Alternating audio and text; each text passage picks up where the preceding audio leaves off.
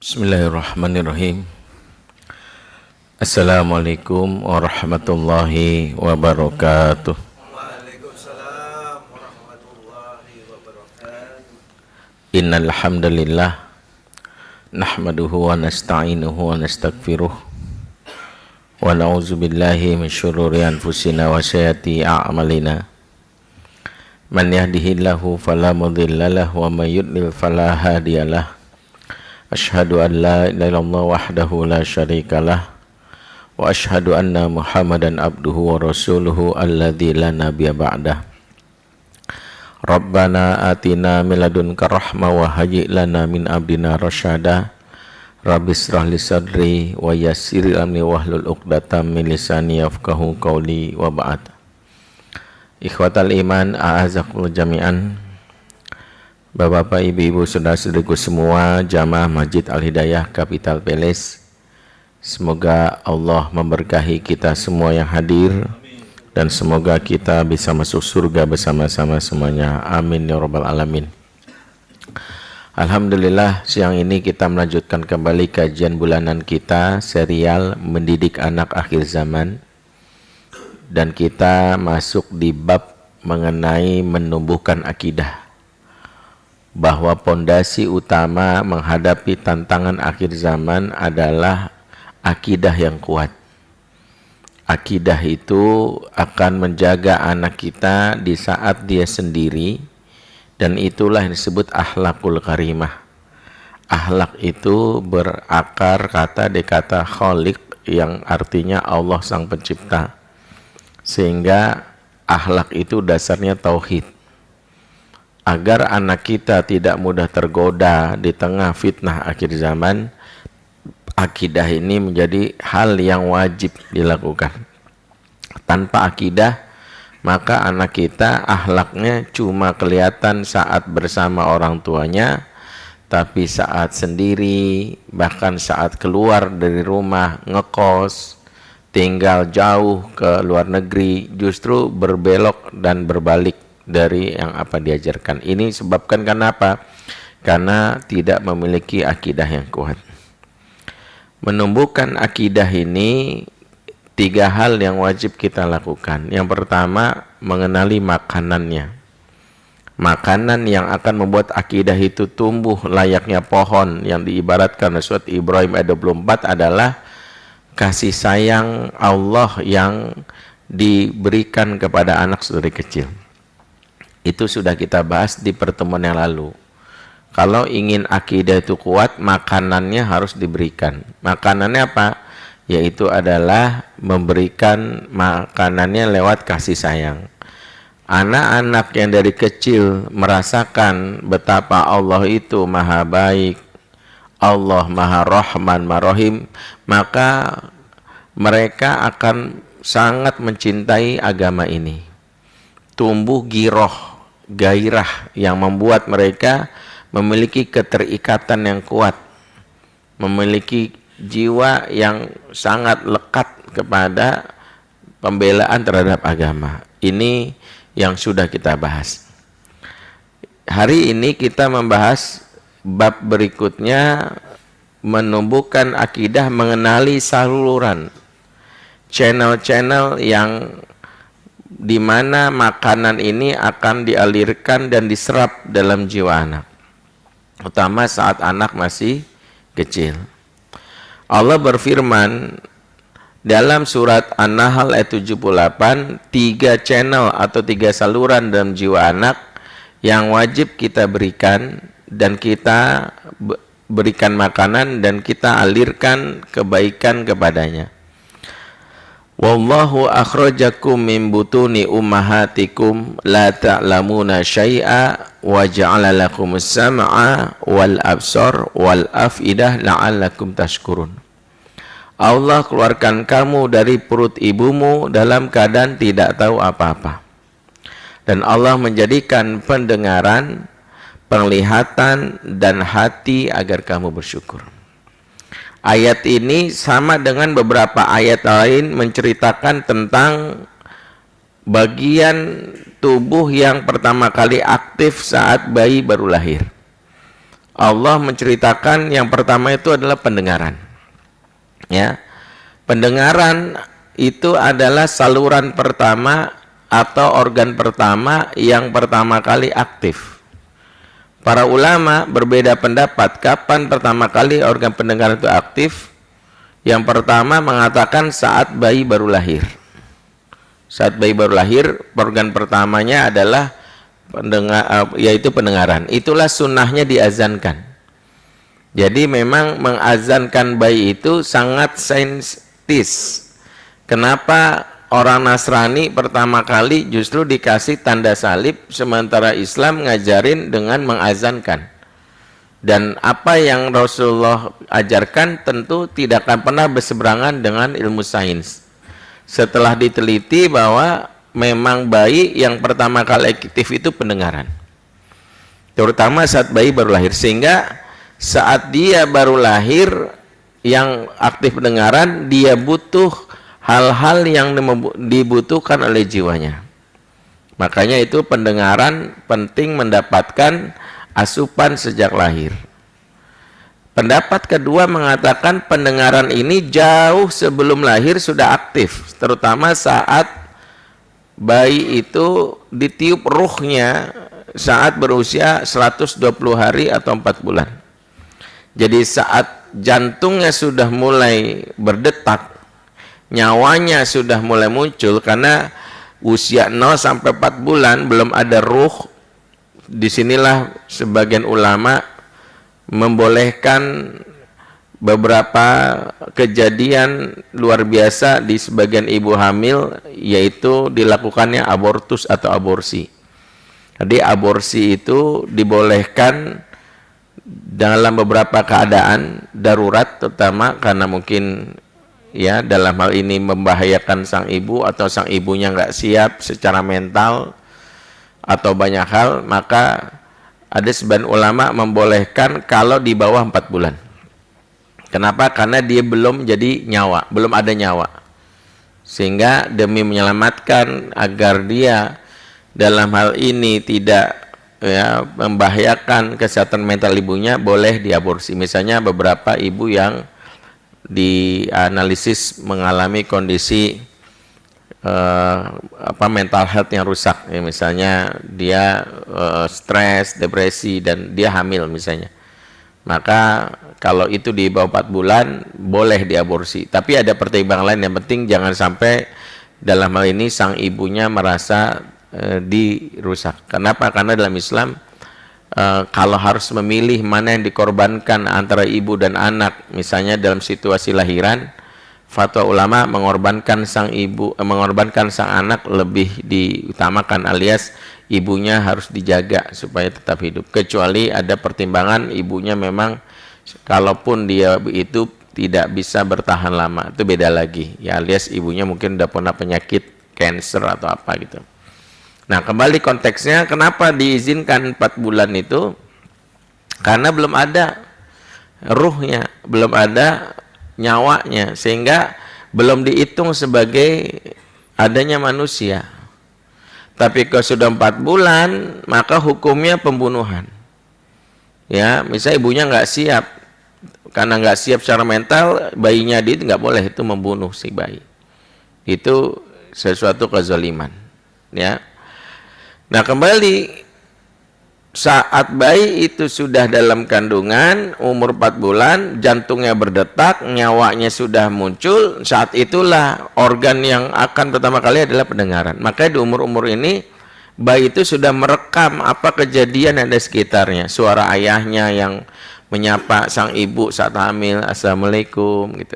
Itulah kenapa seorang suami yang istrinya sudah hamil 4 bulan, ya sering-sering ya menyapa sang bayi, karena risetnya juga menarik, karena vibra suara ayah itu lebih pas masuk ke gelombang otak yang terima bayi daripada ibu, karena gelombang otak bayi itu hanya menerima bagian suara yang lebih rendah, dan itu ada di ayah yang agak ngebas.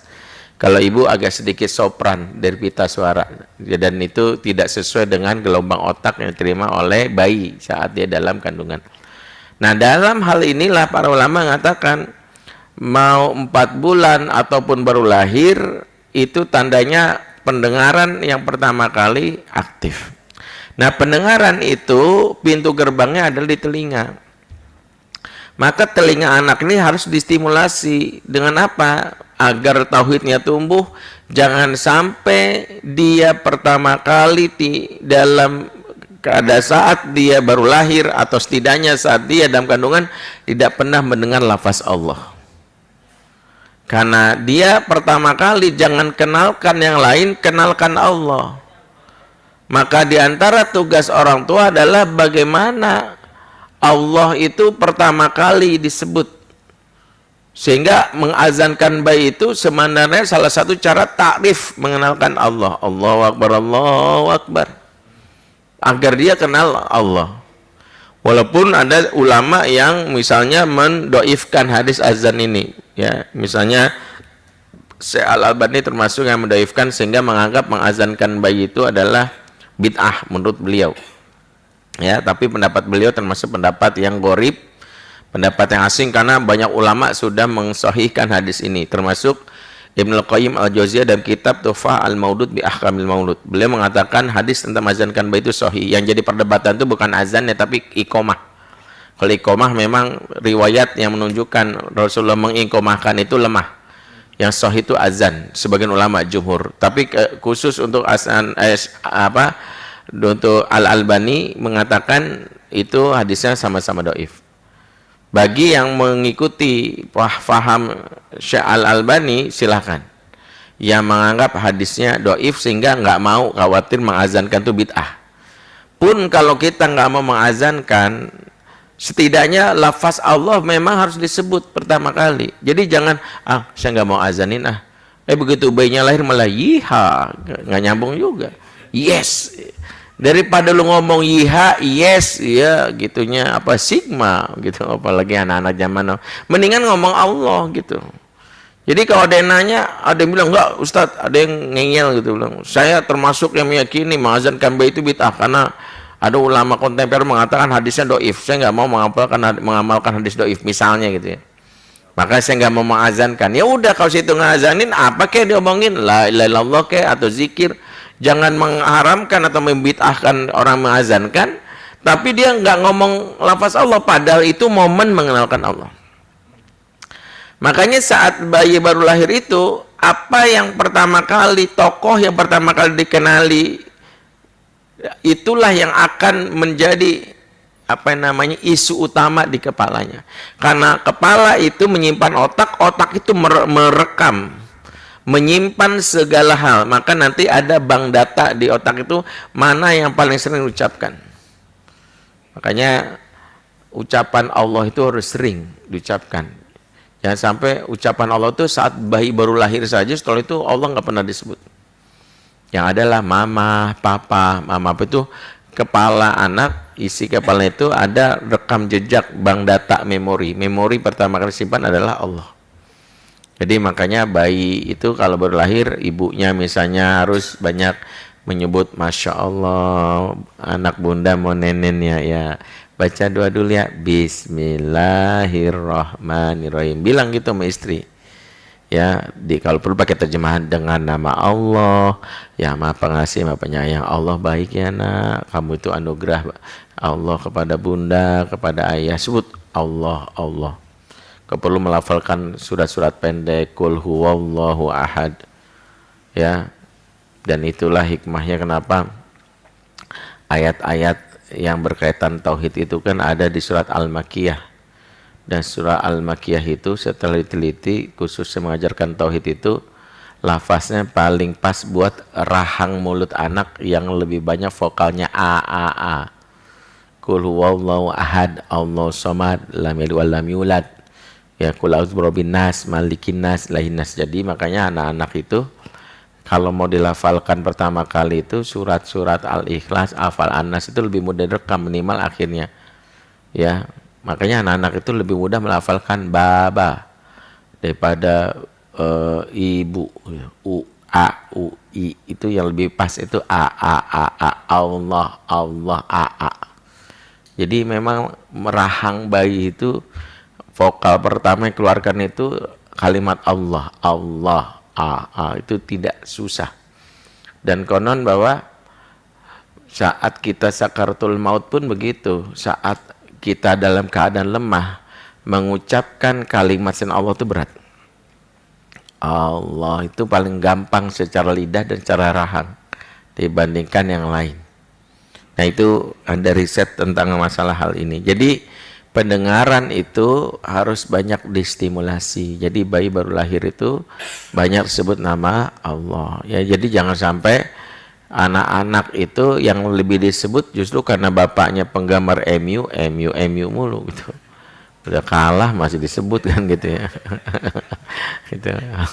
Lagi pula cara rahang nggak pas tuh, yu itu MU nggak pas gitu ya. Ya, jadi yang lain gitu ya misalnya, atau Siti nggak pas juga. Ya, jadi memang secara ini jangan sebut selain itu. Kadang-kadang bapaknya kagum terhadap klub bola. Nanti kita bahas di pertemuan setelah itu, ada hama perusak tauhid namanya kagum yang lebay terhadap selain Allah. Itu merusak tauhid anak, terutama di masa-masa kecil. Sehingga kalau di masa kecil itu telinga itu harus isu utamanya tentang Allah, harus sering. Kan kemarin sudah kita bahas, karena menumbuhkan tauhid itu menanam pohon atau pohon, maka yang namanya pohon itu akan tumbuh menjulang tinggi itu kalau dirutinkan, diberikan pupuk gitu. Jadi jangan bilang gini, saya udah ngasih tahu anak saya Ustadz tentang tauhid la ilaha illallah. Kapan? Dulu waktu kecil. Waktu kapan? Baru lahir pas azan. Setelah itu nggak pernah lagi. Ya, nggak mungkin lah. Nggak ada pohon yang bisa tumbuh sekali disiram langsung tumbuh. Nggak, rutin. Jadi karena filosofi tauhid itu seperti pohon yang disebutkan Syekh Ibrahim 24, rutin. Jadi pertama kali adalah sering. Jadi kalau ada bapak-bapak di sini masih punya anak bayi, ya ini pelajaran supaya jangan mengalami kesalahan kita yang semuanya udah senior di sini. Yang anak sudah tumbuh gede baru sadar kenapa sih sholatnya susah gitu. Adanya Ustadz, anak saya itu sholat susah. Kenapa anak saya susah? Karena softwarenya nggak terinstall dengan sempurna. Ibadah sholat itu hardware, softwarenya itu pertama kali tauhid. Kalau tauhidnya itu nggak sempurna, anak-anak itu malas sholat karena nggak ada daya dorongnya. Kenapa anak-anak malas sholat? Karena dari dulu nafas Allah nggak pernah disebut. Jadi sholatnya itu nggak terkoneksi. Sekarang kan banyak anak-anak yang sholat tapi nggak punya koneksi ke Allah. Ngakunya sholat, secara kasat mata sholat. Sebenarnya dia bukan sholat, itu namanya senam yoga syariah gitu. Senam yoga syariah tuh gitu, gerakannya itu kayak sholat. Tapi sebenarnya dia nggak ada koneksi. Inti ibadah itu koneksi ke Allah. Makanya dimulai dengan niat yang benar. Jadi kalau ada orang yang beribadah nggak terkoneksi ke Allah, makanya nggak diterima. Wa ma umiru illa liya'budullah mukhlishin lahuddina hunafa. Dan mereka lah tidak beritakan kecuali menyembah Allah dengan mukhlis. Mukhlis itu memurnikan ketaatan hanya kepada Allah, koneksinya ke Allah. Makanya pembahasan tauhid ini adalah pembahasan tentang software-software yang mendukung anak untuk di masa depan memiliki semangat dalam ibadah. Jadi kenapa tauhid itu tumbuhkan pertama kali lewat telinga. Jadi telinga itu harus bisikan. Bagi yang mengambil pendapat bahwa bayi itu baru lahir pada saat 4 bulan sudah memiliki organ pendengaran, maka saya sarankan untuk sering-sering ya, khususnya para ayah menyapa, mengucapkan kalimat tauhid, kalau perlu membaca ayat-ayat, ya nggak harus semuanya tapi ada satu ayat untuk mengingatkan Allah misalnya. Dan itu yang akan direkam oleh anak. Dan ternyata di sini hebatnya organ manusia yang bernama otak. Otak itu di awal-awal dia baru lahir kan belum punya kemampuan mengolah data yang di luar itu, namanya berpikir. Anak-anak baru lahir itu belum bisa berpikir. Berpikir itu nanti umur 7 tahun yang disebut fase mumayyiz.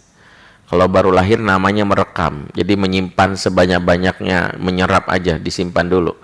Ya, manfaatnya nanti belakangan, nggak tahu manfaatnya gimana. Nah, yang menariknya adalah apa yang disimpan itu nanti akan mereka tunjukkan lewat pertama kali omongan mereka. Anak-anak itu bisa ngomong karena mendapatkan yang namanya stimulasi banyak kosakata dari kecil oleh orang tuanya, banyak kosakata. Ada yang nanya saya, Ustadz kenapa sih anak saya umur 2 tahun kok dia nggak kayak yang lain ya, yang lain udah bisa ngomong. Saya langsung tembak, ibu dari dulu ngasih handphone ya. Dia langsung kaget. Dari kecil ngasih handphone. Anak yang kesulitan bicara, salah satu pengaruhnya adalah nggak pernah diajak ngobrol. Tapi lebih sering dikasih handphone. Handphone itu nggak mau memberikan stimulan kepada otak. Makanya anak-anak yang mengalami speech delay ya, jangan lambat ngomong karena orang tuanya ya melakukan dalam tanda kutip kezoliman. Saya bilang zolim loh. Anak di bawah 2 tahun itu nggak boleh diberikan yang namanya handphone. Ya, karena yang dibutuhkan anak di umur ini adalah human interaction.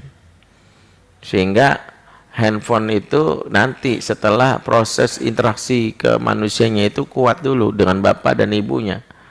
Jadi bapaknya harus banyak menstimulasi pendengaran. Tapi kan Ustadz, saya ngasih handphone tuh yang konten-konten baik, kan banyak yang ngeyel gitu ya. Saya kasih Quran, saya kasih ini. No, esensinya bukan sekedar Quran, tapi dari mana dia mendapatkan itu. Karena dia harus terbangun koneksi. Karena di umur-umur ini harus ada koneksi.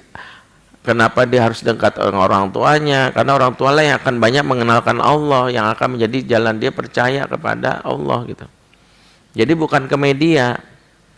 Ya jujur aja kalau memang dibolehkan, tapi kan kontennya baik. Kalau konten baik itu dibolehkan dengan handphone, ada nggak bapak-bapak di sini yang anaknya baru lahir terus yang mengazankan itu apa audionya Ustadz Hanan Ataki gitu, di style gitu. Ada gitu yang coba itu baru lahir, bayiku baru lahir gitu, pasal Ustadz Hanan Ataki azannya bagus nih, langsung ngazan gitu.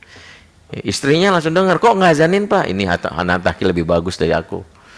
Tetap aja kan kita kan. Mau Ustadz Hanan Ataki, mau apa Taki Malik, katanya kan lebih bagus suaranya. Tetap bukan azannya yang menjadinya, adalah siapanya juga, bapaknya lah yang pertama kali. Jadi ingat, stimulannya adalah pendengaran. Pendengaran itu banyak mendapatkan yang namanya obrolan, sehingga bapak itu harus banyak menyapa. Dan kau perlu membacakan Al-Quran. Apalagi kalau bisa bapak berlatih tajwid supaya Quran yang pertama Quran yang fasih ya. Ya saya termasuk orang menyesal tajwid ya. Saya juga belum bagus dulu awal punya anak, sehingga ya baru menyadari bahwa ya kita menyampaikan Al-Quran basmalahnya salah ke anak. Ya harusnya ya kalau kita basmalah benar itu yang diterima oleh anak, dia nggak hafalannya benar gitu. Harusnya gitu. Makanya kenapa anak-anak harus dapat namanya stimulan pendengaran yang baik. Dan ketika yang dibacakan itu adalah kalimat-kalimat tauhid, mereka merekamnya. Nanti pada saat mereka mulai ngomong, itu tanpa sadar dikeluarin tuh bank data memorinya itu. Kok anak saya ngomong gini ya? Makanya kalau ada anak tiba-tiba kok ngomongnya aneh ya gitu, itu karena mungkin dia pernah merekamnya di saat momen-momen yang gak kita sadari. Ya, itulah keunikan anak-anak bayi itu. Makanya ada satu kejadian unik di Aljazair itu, seorang anak umur 3 tahun ya, namanya Abdurrahman Faiz ya, kalau tidak salah, Farih apa Faiz ya, itu dia hafal Quran 30 juz umur 3 tahun. Ya, umur 3 tahun dia hafal Quran 30 juz. Yang menarik itu kan sejarahnya, kenapa bisa hafal Quran? Apakah bapaknya ternyata bukan ustadz, pegawai negeri di Aljazair. Ya, ibunya seorang ibu rumah tangga gitu. Jadi ternyata ibunya bercerita waktu dia mengandung si Abdurrahman itu, ibunya hobi mendengarkan di TV bacaan Quran, dan ibunya sering mengulang-ulang gitu. Maksudnya selain mendengarkan yang di TV bacaan Quran, ibunya itu murojaah gitu. Yang kedua, bapaknya itu setiap pulang dari kantor selalu menyapa si anak pada saat dalam kandungan dengan membacakan surat Maryam. Kaf, ya, ain, gitu terus dibacakan kepada si anaknya. Ketika anak baru lahir nggak ada hal yang istimewa dan aneh gitu, sampai ibunya mulai merasakan aneh itu anaknya sudah 1 tahun 9 bulan tapi belum bisa ngomong sama sekali. Dan itu membuat ibunya khawatir. Tetangga-tetangga dan umumnya anak-anak itu 1 tahun 2 bulan tuh minimal sudah ada lafaz. Sudah ada lafaz yang diomongin itu baba atau apa, ini nggak ada, dia diem aja. Sehingga ibunya berpikir apakah anak ini mengalami kelainan, entah itu cacat, bisu gitu ya. Tapi Allah memberikan petunjuk dan ada keajaiban suatu anak sedang bermain di rumahnya, nggak jelas disebutkan main apa, tapi dia menyebutkan lagi main kuda-kudaan. Tiba-tiba anak ini lagi main kuda-kudaan mengeluarkan pertama kali omongannya adalah membaca surat Maryam ayat 1 sampai 9 gitu.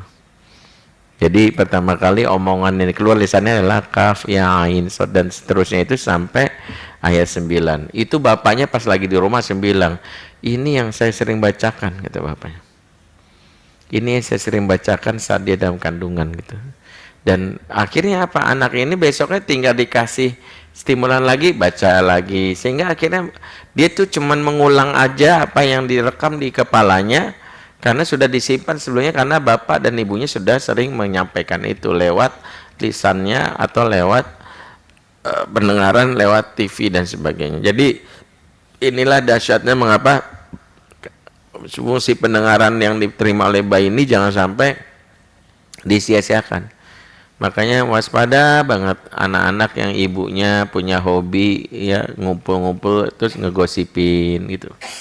Masih bayi dibawa gitu sambil nenen, terus di tukang sayur bilang gitu ya. Nenen bilang, "Jeng sini kan nikah lagi," gitu ya Allah. Sini ini. Jadi yang ini anak-anak jadi bigos junior tuh, biang gosip junior. Dari kecilnya udah dikader sama emaknya gitu. Emaknya mengkader, jadi jangan heran kalau nanti dia di sekolah ada aja tuh. Jadi kalau ada, saya tuh kalau ada di sebuah sekolah tingkat TK itu ada bakat-bakat bigos, biang gosip, itu saya langsung tembak emaknya tuh. Nah, dia udah ngomong-ngomong, jangan temenin sama dia, aku nih sebagai ini emaknya nih. Karena dia hanya meniru orang terdekat. Dan lisan yang dikeluarin bahan omongan itu kan belajar yang pertama. Jadi mikir gitu ya. Makanya kenapa?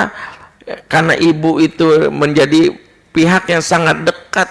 Makanya memang sarannya ibu-ibu di umur ini dibikin nyaman.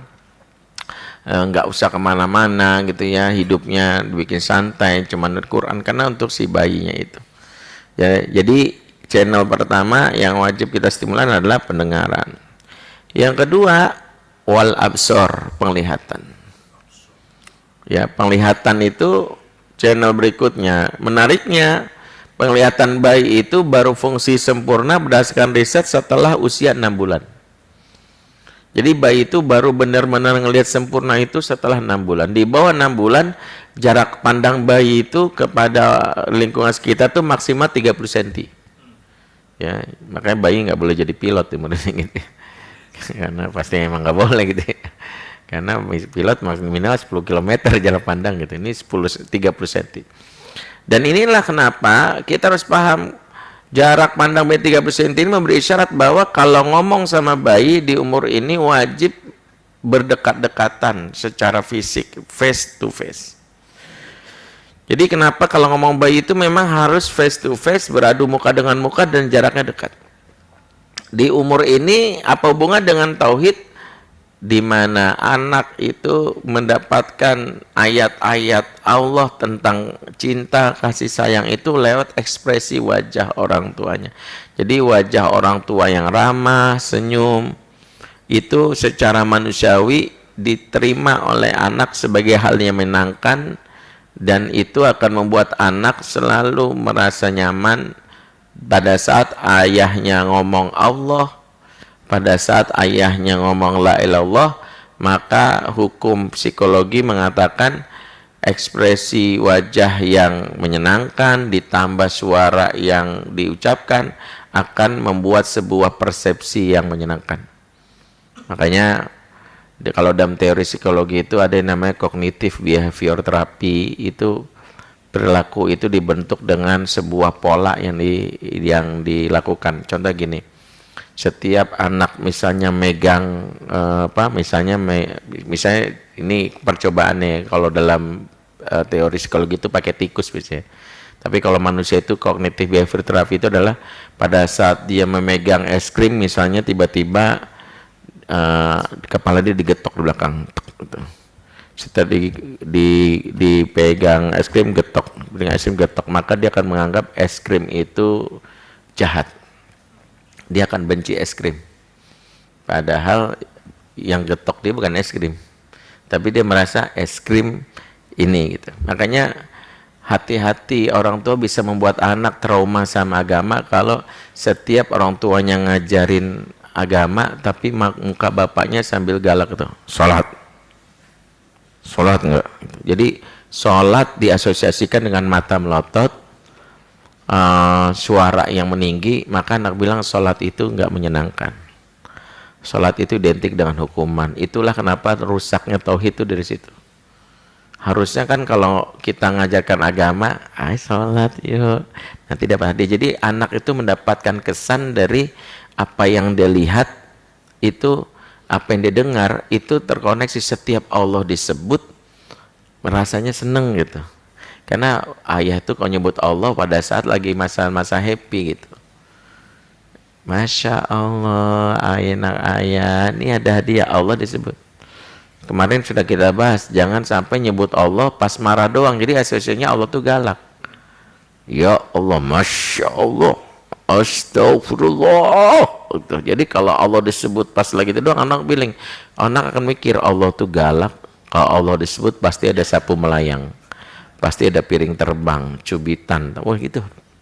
Makanya kenapa wajah kita itu mewakili dalam tanda kutip ayat-ayat Allah di muka bumi. Sehingga kenapa Nabi itu melarang kita untuk berekspresi wajah menyeramkan, harus bermuka manis, ramah, senyum terhadap anak-anak. Di antaranya apa? Dengan meledek anak-anak, mencandainya. Nabi mencontohkan misalnya ketika menggendong cucunya, Nabi beradu muka dengan muka, ya. Dan Nabi mengajak tertawa cucunya dengan menjulurkan lidah, gitu. Itu yang memberi kesan rasa nyaman. Nabi itu sangat senang beradu hidung dengan hidungan cucunya, diginiin hidungnya gitu ya. Dan itu adalah hal yang sejatinya membuat anak-anak merasa nyaman. Makanya jarak pandang bayi yang 0 sampai 30 cm di bawah 6 bulan ini isyarat bahwa khusus ibu yang menyusui wajib menyusui dengan cara yang benar, diantara adalah beradu muka dengan sang bayi. Ternyata kan saat ibu menyusui, ini berdasarkan riset ya, ibu waktu menyusui, maaf, ditempel ke puting, jarak puting itu saat anak menghisap puting dengan mata ibunya itu di bawah 30 cm. Makanya yang benar kalau menyusui itu wajib melihat wajah sang bayi, jika anak itu bisa merekam wajah ibunya. Hal yang nggak boleh lakukan, bilang sama istri lagi nyusuin malah dia ngelengos kemana gitu. Dia harus melihat bayinya terus gitu. Oh iya gitu. Ya. Jangan sampai ibunya melengos. Ada ibu-ibu lagi nyusuin sambil update status di story gitu. Cireng besok ready gitu. Yang mau PO gamis warna merah marun ya gitu. Jadi emaknya gini gitu. Udah belum gitu. Nah gitu nggak boleh tuh, bilang emaknya gitu. Jadi jangan sampai nenek sambil gini. Udah belum gitu. Taruh banyak. Yang berikutnya karena waktunya terbatas, wal afidah, dan yang ketiga afidah. Afidah itu jamak ada kata fuad, dalam terjemahan Depak disebut maknanya adalah hati. Padahal kalau kita merujuk di beberapa kitab-kitab mu'jam, afidah atau fuad itu makna yang lebih tepat emosi, karena dia kata tafaut, sesuatu yang bergolak. Sehingga sebagian ulama mengartikan fuad itu lebih tepatnya emosi atau perasaan, sebagaimana firman Allah mengutip doanya Nabi Ibrahim dalam surat Ibrahim 37. Ibrahim mendoakan keturunannya dengan kalimat waj'al afidatan tahwi ilaihim, dan jadikanlah hati manusia senang kepada mereka.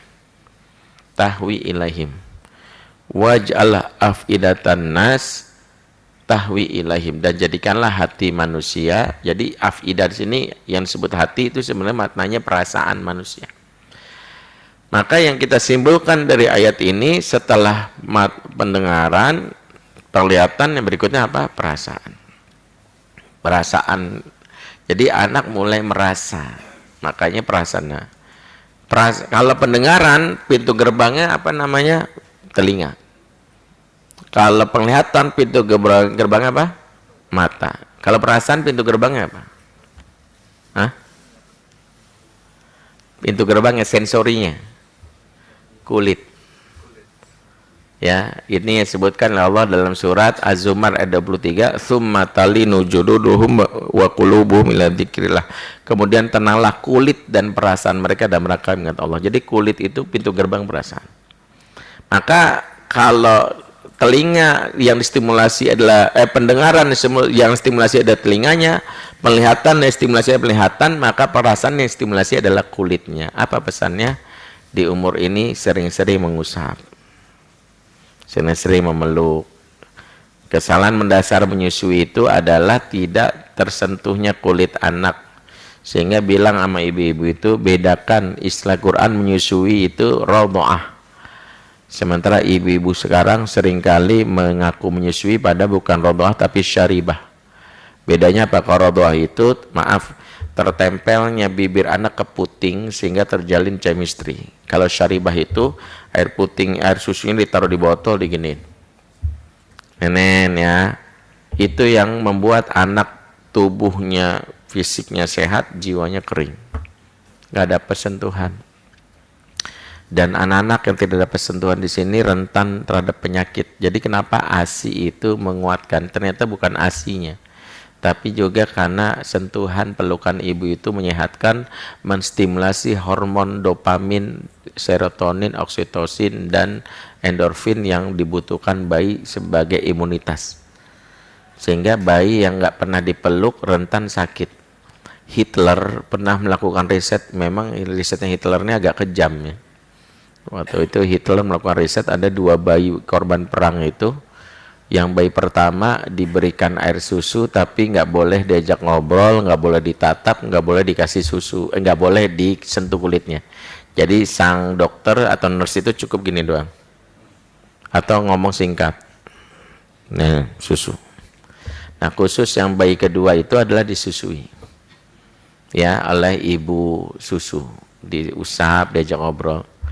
Nah risetnya Hitler ini kejam. Kenapa? Karena bayi yang pertama dalam kondisi yang sama, dan ini kan variabelnya sama. Bayi pertama itu yang disusui dengan cara disusui walaupun ASI, umur 6 bulan meninggal. Ya, sementara bayi ini tumbuh sehat. Untuk sekedar membuktikan, Hitler ingin ngasih tahu bahwa ya, tapi kalau penelitiannya kejam menurut saya gitu. Ngapain juga dibikin riset aneh gitu ya. Tapi dia ingin ngasih tahu, tuh lu lihat tuh, kalau lu nyusun gak benar mati gitu. Tapi ngorbanin anak gitu ya. Tapi dia berdalih namanya kan korban perang ya, biarin aja gitu ya. Nah Hitler jangan ditiru. Kalau dari sisi Islam nggak boleh riset-riset ngaco-ngaco kayak gini, mendingan pakai hewan ya. Kalau hewan mungkin masih boleh ya, tapi kalau manusia jangan dijadiin main-main gitu. Tapi riset ini walaupun kejam mengungkap fakta gitulah. Makanya bayi yang suka sakit-sakitan, cek maknya nyusunnya bener enggak gitu. Ya. Dan kulit itu salah satu cara dia menumbuhkan perasaan. Allah disebut saat dipeluk, jadi rasa tenang. Makanya Allah bidzikrillah tatmainul qulub itu, mengingat Allah hati menjadi tenang itu adalah kalau dia kecil itu pada saat dia nangis diusap, ya Allah sedih ya Allah ya Allah. Jadi kan kenapa nih salah satu menumbuhkan tauhid anak, kalau dia lagi nangis dipeluk sambil bilang ya Allah tenangkanlah hati dari anakku ya Allah, sabarkanlah ya Allah, hapuslah kesedihan ya Allah tuh. Jadi anak tuh ketika diusap, yang usap emaknya, tapi Allah lah yang disebut, sehingga asosiasinya Allah itu obat saat aku sedih, Allah itu obat saat aku dalam keadaan menangis. Begitu. Makanya salahnya adalah ada yang ngusap menyenangkan tapi nggak disebut Allah. Ya, yang lain disebut ya, misal lagi kayak gini gitu, nyebut artis ya. Ya, yang lain-lainnya nggak boleh ya. Nyebutnya adalah hanya Allah saja. Taib, itulah channel yang harus dipenuhi, 3 saluran yang harus diberikan saat bayi baru lahir untuk tauhidnya bisa tumbuh lewat makanan namanya Ar-Rahman Ar-Rahim ya Allah. Pendengaran lewat organ telinga, penglihatan lewat organ mata, dan perasaan lewat organ kulit. Ya, kulit itu yang banyak dosa. Kita lanjutkan di pertemuan berikutnya tahun depan ya. Karena setahun lagi kita ketemu. yaitu lanjutannya mengenai hama perusak tanaman tauhid. Ya, tauhid itu bisa rusak. Kenapa sih anak saya bapaknya muslim, tapi kenapa dia tuh kayaknya benci banget sama Allah gitu ya, atau dia malah nggak punya rasa takut sama Allah karena ada hama yang dimunculkan. Subhanakallahumma bihamdik asyhadu an la ilaha illa anta astaghfiruka wa atubu ilaik. Wassalamualaikum warahmatullahi wabarakatuh.